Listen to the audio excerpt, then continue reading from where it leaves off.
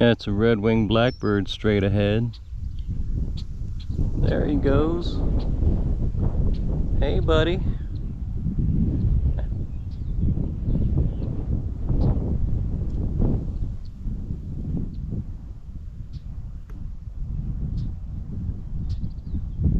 So I just did a video, guys, of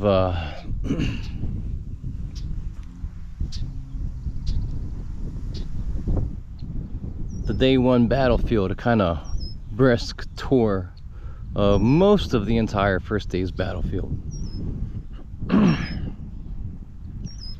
Now I'm back on Oak Ridge. Just want to give folks a lesson in terrain. Unfortunately, I can't zoom anymore, but you see the end of this tree line here, right? Well, just to the right of the tree line dead ahead, we got the McPherson farm, and what's now the Lincoln Highway. So we're looking pretty much west. Perhaps some of y'all can see off yonder in the distance further back, you can see the mountains. South Mountain Range. So once again, the Rebs were coming in this direction from west to east all throughout the morning and afternoon of the 1st. And you've got really a pretty clear shot. Not completely clear, you know. It's always hard to say what trees were here and which trees weren't, but you got a pretty dense cluster out there. But if you were a Union defender getting pushed back, you know, at this point it might be another good point to kind of stay for a little bit and hold some more ground as long as you could, because you can clearly see the enemy coming pretty much any direction from the, I guess, the southwest to the northwest.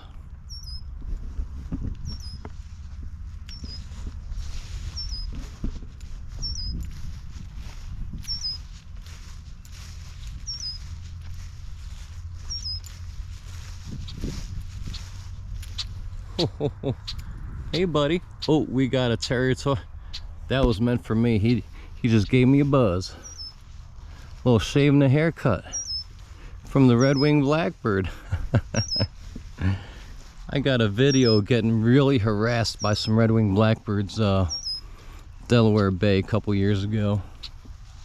It's kind of fun. I mean, they were just buzzing and swooping, very aggressive about their territory. But this ain't a nature video.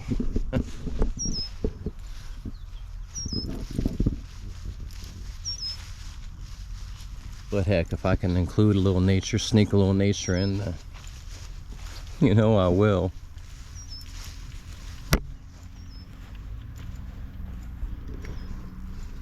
Very, very busy up here today. By the observation tower, shortest one in the park.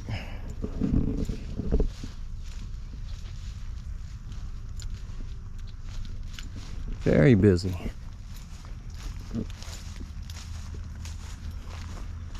Oh, very warm and very sunny. So we'll cross the little park road here. Now we'll give you another look.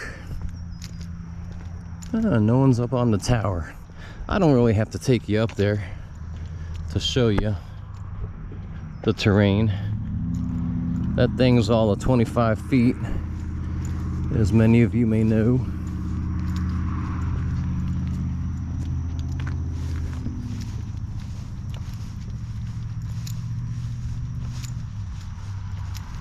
And I've done plenty of vids from this point before, so apologies to some of you who have seen this, but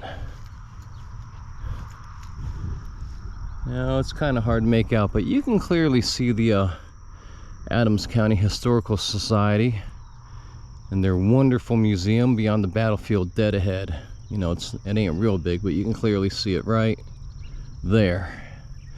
The reason why that's important from this vantage point is because that marks the beginning of, well, the end of the Carlisle Road and the beginning of the Biglerville Road, which goes directly north.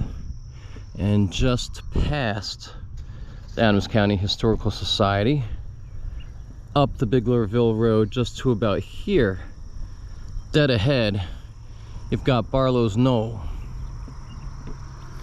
Now, some of you may know, there was artillery placed all around this area on day one from both sides.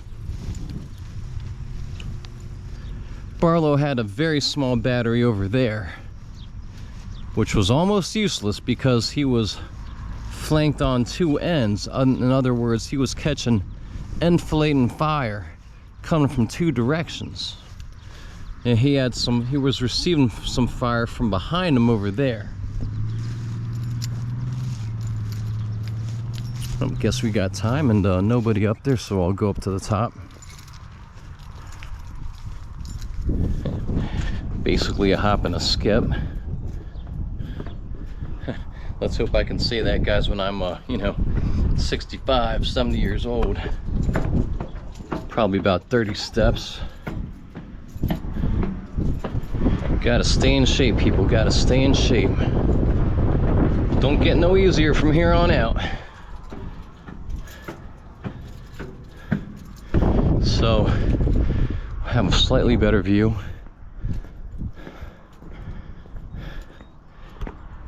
The other direction of fire that Barlow was receiving was actually coming from, ironically, the top of the hill at the Peace Light Memorial. You'll see some markers and some cannons up there. Those were Confederate. So he was caught in an enfilading fire or crossfire. Again, that's about where Barlow's Knoll is. You can see a couple monuments. It's really hard. You can see some down there at the beginning of the road.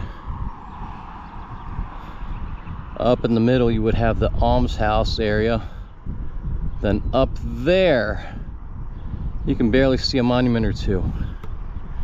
So that was his position. He's catching fire coming from behind him. He's also catching fire from this direction. So you see, terrain is everything, guys, and that's why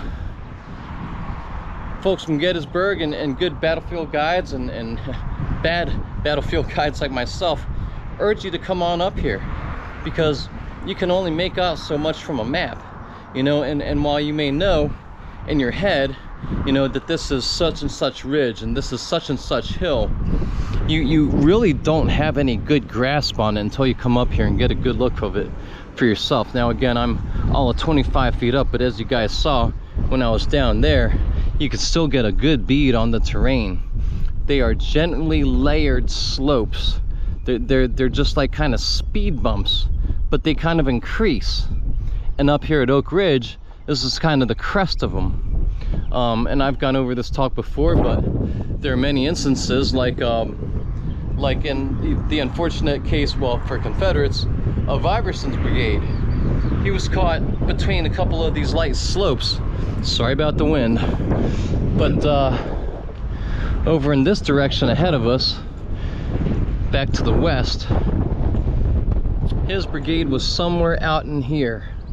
And there was a Union picket just kind of crouched down in the grass, you know, and we're only talking at this point of the difference of maybe 5 feet from little bump to little bump. But Iverson's men didn't see them. They popped up and mowed Iverson's men down, as I mentioned in one of the last videos. So the terrain is all, you know, it's also kind of deceptive. But, you know, the difference of a few feet can make a big difference when you're on a battlefield, and that still holds true today. There's a high ground multiplier effect that some of you might be aware of, but it's at least 3 to 1. In other words, for every one person on high ground, he's going to have the ability to take out about 3 men that are down below him. But I'm out of time, guys, already. Gosh, it goes by fast. I'll see you on the next one. There's the town. Later.